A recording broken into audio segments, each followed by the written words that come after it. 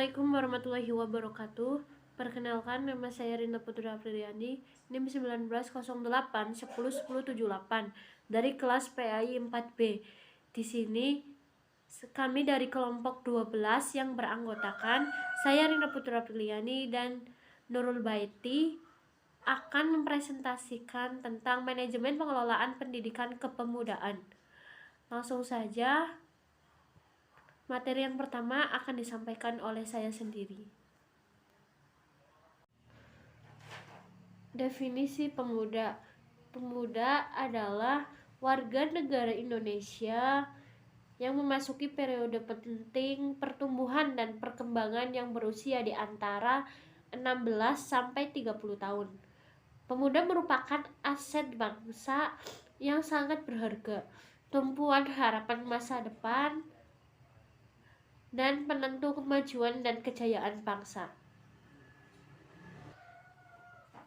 Peran pemuda selalu sentral dalam perubahan, mengingat dalam jiwa pemuda selalu ada hasrat yang dinamis. Ciri khas dari seorang pemuda adalah semangatnya yang menyala-nyala, bahkan terkadang kurang memiliki perhitungan.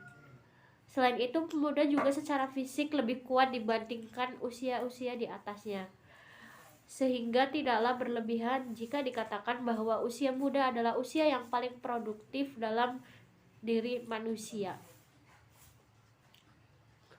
Masa muda atau masa remaja merupakan proses tumbuh menjadi dewasa karena mengacu pada pertumbuhan spesifik. Hal ini bisa berlaku untuk pertumbuhan fisiologis atau sosial. Oleh karena itu, perlu untuk menyepakati arti yang sangat khusus. Masa remaja dalam arti sosiologis mengacu pada pengalaman melewati suatu fase yang terletak di antara masa kanak-kanak dan dewasa. Pemuda adalah sebagai generasi yang meneruskan cita-cita suatu bangsa dengan membentuk suatu negara yang berperadaban.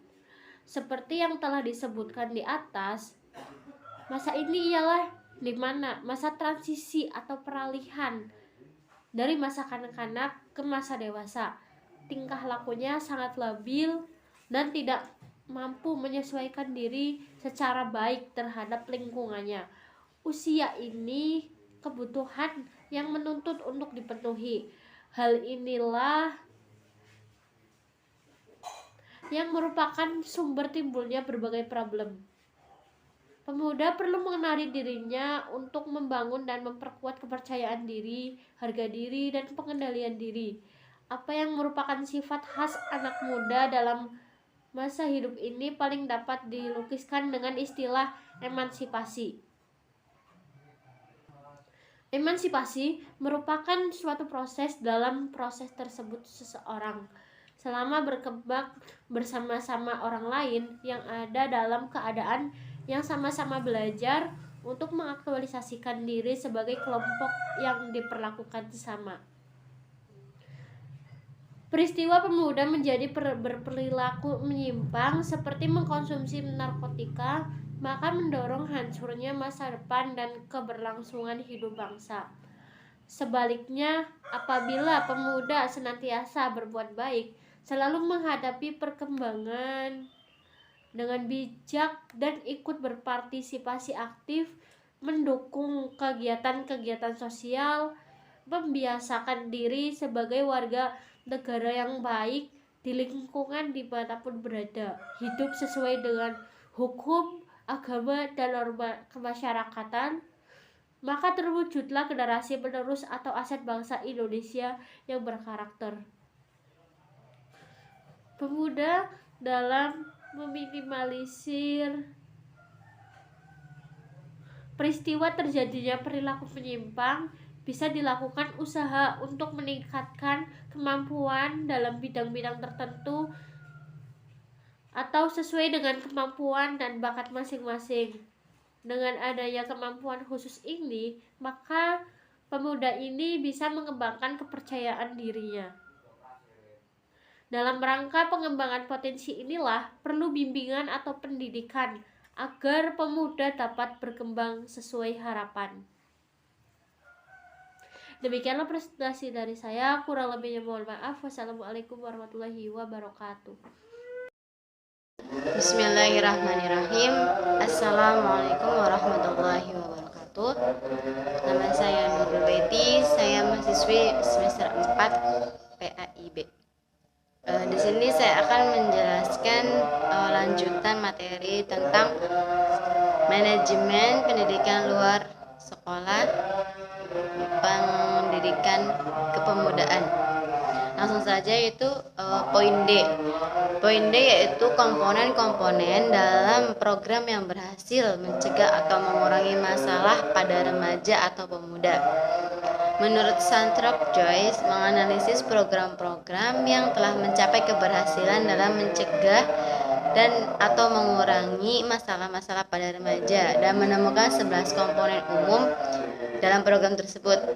11 komponen tersebut yaitu yang pertama, perhatian individual yang intensif, yang kedua pendekatan kolaboratif dengan berbagai perantara dalam masyarakat luas, yang ketiga identifikasi dan interval awal, yang keempat bertempat di sekolah, yang kelima pelaksana program sekolah dengan perantara di luar sekolah, yang keenam lokasi program di luar sekolah, 7 perencanaan pelaksanaan pelatihan, 8 pelatihan keterampilan hidup, 9 penggunaan 16 teman sebaya dalam intervensi, yang 10 penggunaan orang tua dalam intervensi, dan yang terakhir itu keterlibatan dunia kerja.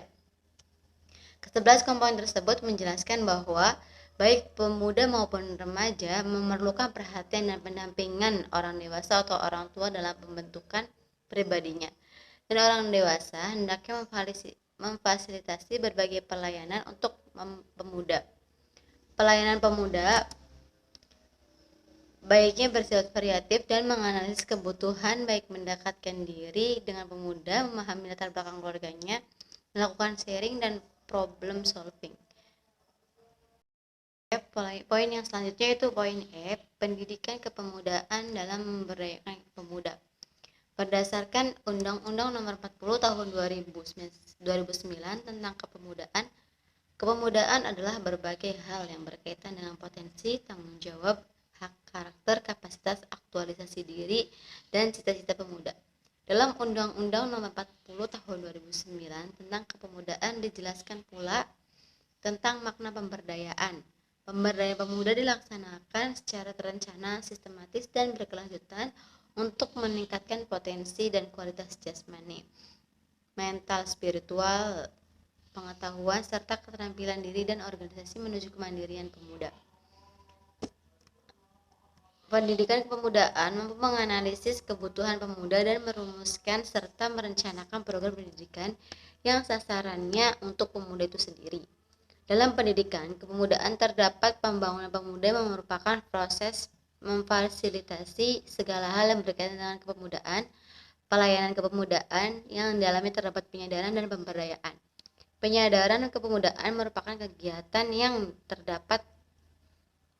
digunakan untuk memahami perubahan lingkungan, dan pemberdayaan pemuda adalah kegiatan membangkitkan potensi dan peran aktif pemuda. Kemudian, pengembangan kepemimpinan diarahkan dalam mengembangkan potensi teladan dan kemitraan untuk mengembangkan keterampilan dan kemandirian pemuda. Upaya ini pada dasarnya untuk mengembangkan potensi yang dimiliki pemuda agar mampu melakukan terobosan, menjawab tantangan zaman, dan menyelesaikan berbagai masalah. Oke, selanjutnya poin terakhir yaitu poin F, pengembangan pemuda. Terkait dengan adanya pendidikan kepemudaan, terdapat juga pembangunan pemuda yang mana dapat berpengaruh positif. Kunci pembangunan pemuda ialah suara pemuda atau aspirasi pemuda dan keterlibatan pemuda dalam mempengaruhi setiap proses, keputusan, dan kegiatan yang mempengaruhi kehidupannya. Pembangunan pemuda dapat digambarkan sebagai pendekatan menawarkan gambaran tentang bagaimana masyarakat dapat mendukung kaum muda tersebut sehingga mereka dapat bersaing dengan sehat dan mengembangkan potensi mereka secara penuh. Berikut ini strategi agar orang muda merasa didukung dan diberdayakan. Yang pertama yaitu melibatkan pemuda untuk senantiasa berpartisipasi. Yang kedua, memberikan peran tanggung jawab. Yang ketiga, mendampingi dan memberi arahan. Dalam kehidupan sehari-hari, pemuda perlu untuk ditingkatkan keterlibatannya dalam pembangunan di negara Indonesia pada khususnya. Peningkatan keterlibatan tersebut ditujukan agar pemuda diantaranya satu, dapat meningkatkan sumber daya manusianya dan meningkatkan aktualisasi dirinya sebagai pemuda yang penuh dengan semangat juang. Yang kedua itu pemuda akan memiliki peran yang berharga dan bermakna sebagai generasi penerus. Yang ketiga, meningkatnya hubungan kerjasama pemuda dengan berbagai pihak. Ya, mungkin itu penjelasan sedikit materi dari saya. Kurang dan lebihnya mohon maaf. Wabillahi taufiq wal hidayah. Wassalamualaikum warahmatullahi wabarakatuh.